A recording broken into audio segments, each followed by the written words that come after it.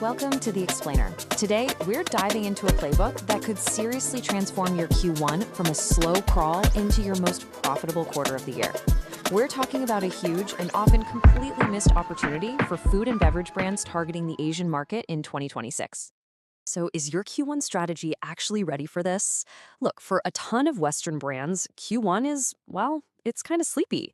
But you know what they're missing? A gigantic seasonal surge that's happening in the Asian market.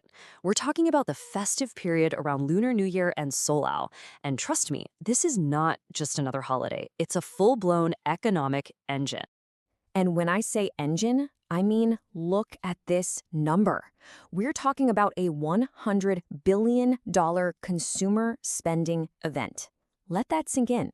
Getting a piece of this, well, it can define your entire year. No exaggeration.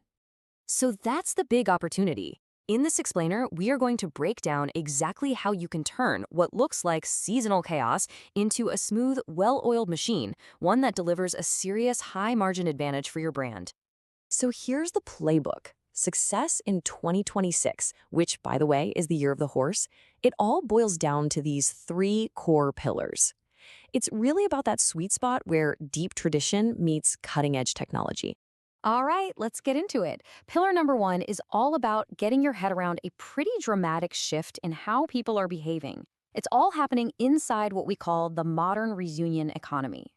So the whole idea of the family reunion has, well, it's changed. It's not just about getting together for a simple meal anymore. It's become this high-stakes moment, a way to display your values, your success, your status. And what's driving this? It's a really powerful idea called intentional premiumization.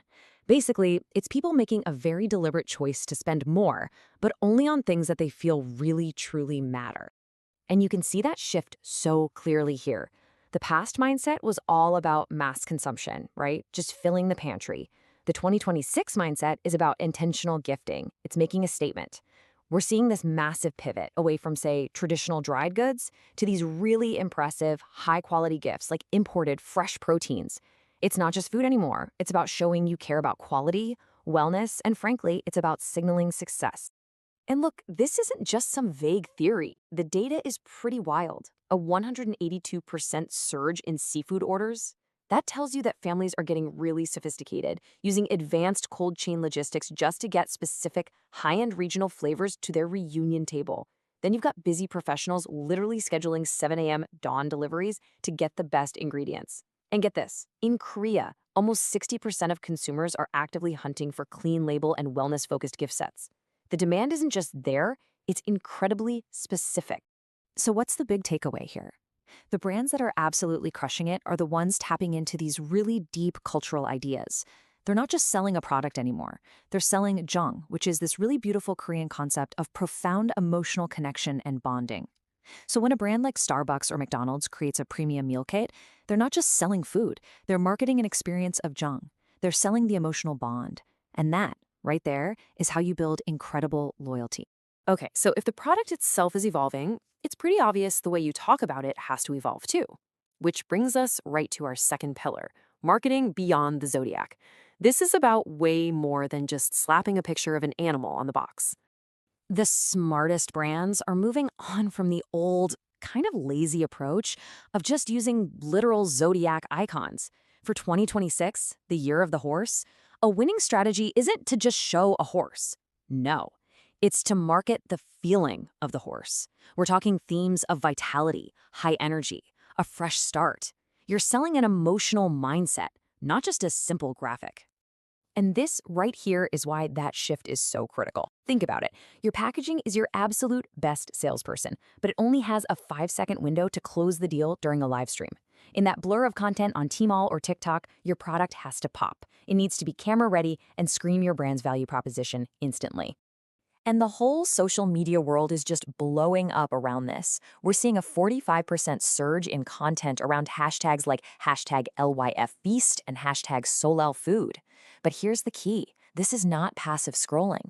All that beautiful visual storytelling is basically a direct funnel to the Buy Now button. People see it, they get inspired, and they click to buy. It's that fast.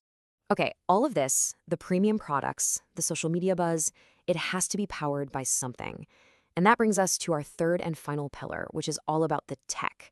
It's about creating a frictionless festive feast, using technology to actually enable these modern rituals. This is what we call OMO, or Online Merge Offline. And please, don't think this is just another buzzword for speedy delivery. It's so much more. OMO is a cultural enabler. Think about it. When a gift or a special meal arrives on time and in perfect condition, it's not just logistics. It's preserving the honor and respect that are at the very heart of the celebration. It's that important. So how do you master OMO? It really comes down to this simple three-part growth loop. First, you use data to detect demand way early, like 8 to 10 weeks out. Second, you convert that interest instantly, right in the moment. And third, you nail the delivery with flawless, frictionless fulfillment. Detect, convert, fulfill. That's the loop. And this stuff isn't science fiction. It's happening right now. You've got Grab Food using predictive AI so those must-have premium gift hampers don't sell out. You've got Meituan turning a live stream view into a meal at your door, boosting conversion by 30 or even 40%. And then there's this really cool trend, the hybrid feast. About 45% of young Korean households are now using apps to order 1 or 2 amazing hero dishes to go along with their home-cooked meal. See, OMO is literally reshaping the entire festive experience from the ground up. Okay, so with all these moving parts, how do you actually know if you're winning? What does success even look like? Well, let's pull up the 2026 scorecard. You really want to zero in on these 3 core metrics. First up, OMO conversion. Are your live streams converting at 30 to 45%? I mean, the industry average for e-commerce is like 3%, so this is huge. Second, premiumization. Is your average order value seeing a 15 to 20% lift? That tells you people are buying into your higher margin products. And third, ROI. Is your search ad spend getting you a nearly 7x return? If you can hit these targets, you're not just playing the game, you are winning it. So when you boil it all down, what's the big takeaway? It's this. You have to merge that deep emotional resonance, that cultural fluency, with the cold, hard precision of predictive logistics. That's the winning formula. And that leaves us with one final thought to chew on. This whole thing can seem complex, right? But even the most sophisticated strategy starts with one single, perfectly placed hero dish. One standout product that just gets it. So the question I'll leave you with is, what's yours?